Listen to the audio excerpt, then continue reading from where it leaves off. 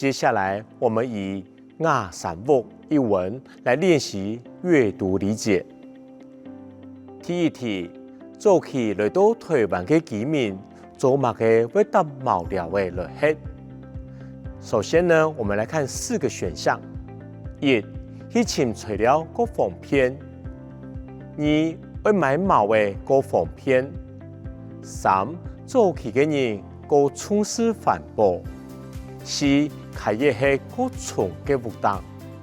第一個選項呢，我哋喺文章底部就有看到；第二個選項呢，我哋一下來看，會買茅嘅個方便。一個茅嘅應該唔是買啊，器材個方面生活中都看得到，而一刀就自己去摘一刀，所以一個唔是買。第二答案做唔得選。第三個呢，早期嘅人個從事環保，應該講有3種物嘅能夠從事環保，所以搭茅寮嘅唔係因為從事環保。第四個係喺個重嘅活動。嘅時節搭茅寮嘅落去嘅時節，活動咪係茅草來做嘅，所以冇高重嘅活動嘅問題。因為嘅時節啦，係咪用瓦來做嘅活動，所以活動係個強嘅茅草做嘅。所以一題嘅答案會選一能錯。第二題文章底部講到會高調東西保護土磚壁，下邊內行唔係。我哋先來講土磚壁，就會用硬嘅泥來做嘅，所以我哋想係會攞呢條東西來保護土磚壁。所以我哋來看咯，第一個牛屎，第二個硬嘅泥，第三個糯米，第四個龍紅。喺文章嘅最後一段，就要講到會攞牛屎、糯米、龍紅。有3項東西來保護土磚壁，所以一題答案幾簡單，我哋就會選2硬嘅泥。第三題文章底度講到活動嘅材料變做係燒過嘅瓦，可能嘅原因係哪個？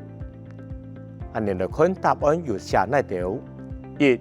個有環保精神；2. 白山會個主顧。3. 尋材料個方便；4. 個唔驚風采。我哋弄啲用一個瓦做嘅活動，都表示因為就會驚風采，會將一個物嘅燒黑。所以我哋一個答案應該會選 C.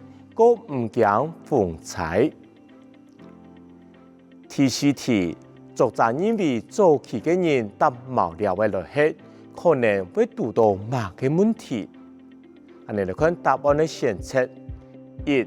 搭屋嘅會花太多錢；2. 壁上太硬長冇韌性；3. 都唔係高大嘅風衣；4. 看唔樣較重嘅活動。好，我哋文章底部有寫到嘅哦，早期嘅人搭茅寮嘅落去，可能會遇到乜嘅問題啊？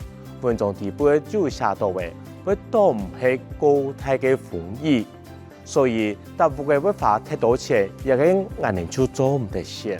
第二呢，壁上太硬長冇韌性，冇一個問題呀，嗬，因為就會茅寮嘅呀，嗬，茅草做嘅屋嘅唔會太硬長，所以第二選項做唔得先。第三呢，看唔樣較重嘅活動。